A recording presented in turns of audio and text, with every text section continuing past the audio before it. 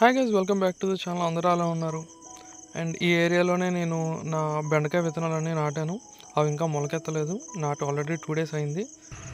Maybe రేపు చూడాలి. And నా పపాయ మొక్క చుట్టూ చూసారా కలుపు ఎలా పెరిగిపోయిందో. ఇదంతా ఇప్పుడు రిమూవ్ చేయాలి.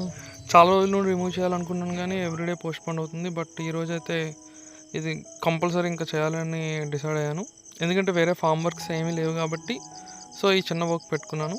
చేయి అయితే అసలు పెట్టలేకపోతున్నాం ఎందుకంటే చుట్టూ ముళ్ళు కంప చుట్టేసింది అనమాట. సో మొత్తానికి నా పపాయ ప్లాంట్ చుట్టూ క్లియర్ చేసుకున్నాను. అక్కడ ఎందుకు ఎక్కువ కలుపు పెరుగుతుందంటే మేము మా ఆర్గానిక్ వేస్ట్ అంతా మేము మొక్కలకి వేస్తున్నాం కదా, ఆ బలానికి కలుపు బాగా పెరిగిపోతుంది అనమాట. బలం అంతా కలుపు మొక్కలే తీసేసుకుంటున్నాయి, ఈ మొక్కలకి అందనీయట్లేదు. సో ఇంకా ఇదంతా మెయింటెనెన్స్ వర్క్ అండి. ఇది అగ్రికల్చర్లో ఇదంతా కామన్.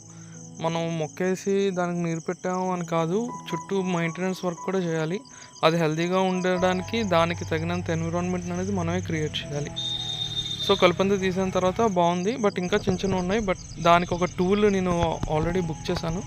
అది ఈరోజు వైజాగ్లో డెలివరీ అయింది, తెచ్చుకోవాలి. అండ్ బ్రేక్ఫాస్ట్లో నేను ఇడ్లీ విత్ బొంబాయి చట్నీ తిన్నాను. అండ్ తర్వాత ఇంకా నా క్రాఫ్ట్ టేబుల్ మీదకి వచ్చేసాను. ఆర్చ్ మీద డీటెయిలింగ్ వర్క్ అయితే అయ్యింది. అండ్ డీటెయిలింగ్ వర్క్కి పెయింట్ జాబ్ కూడా కంప్లీట్ చేసేసాను ఈరోజు. చాలా సాటిస్ఫైయింగ్గా అనిపిస్తుంది. అవుట్పుట్ అయితే చాలా బాగా వస్తుంది.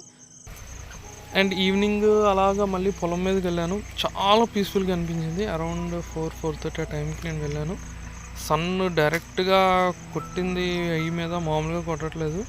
బట్ ఈ నీడ, గ్రీన్ కలర్ చూసారా, light green and dark green ఎంత బాగుందో చూడడానికి అయితే చాలా ఎందుకో పీస్ఫుల్గా అనిపించింది. ఈ నీటిలో నుండి బయటికి వెళ్ళిన వెంటనే నా కళ్ళు బ్లైండ్ అయిపోయాయి లిటరలీ. ఆ వెలుతురు డైరెక్ట్గా కొట్టేస్తుంది అనమాట. బట్ బాగుంది, పీస్ఫుల్గా అయితే ఉంది. అసలు మామూలుగా లేదు, డైరెక్ట్ ఐ మీద కొడుతుంది అనమాట. సన్ అంత స్ట్రైట్గా ఉంది. ఇంకా ఆల్మోస్ట్ సన్సెట్ అయ్యే టైము. అండ్ మళ్ళీ ఈవినింగ్ క్రాఫ్ట్ టేబుల్ మీదకి వచ్చేసాను. సో డీటెయిలింగ్ వర్క్స్ అయితే ఫినిష్ చేశాను. ఇవేంటంటే ఇవి స్మాల్ ఇన్ బిట్వీన్ పిల్లర్స్ అనమాట. ఆ రెండు పెద్ద పెద్ద పిల్లర్స్ అండ్ ఆర్చ్ కింద ఈ స్మాల్ సైజ్వి సెట్ అవుతాయి.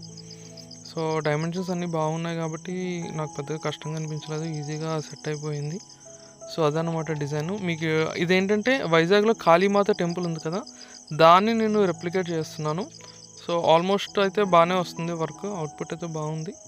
ఇంకా ఆల్ 4 సైడ్స్ దీన్ని స్టిక్ చేసేయాలి. సో గైస్, ఇక్కడైతే వ్లాగ్ని ఎండ్ చేస్తున్నాను. నా farm vlogs and craft vlogs బాగుంటాయి. లైక్ చేయండి, సబ్స్క్రైబ్ చేయండి. Bye guys, thank you.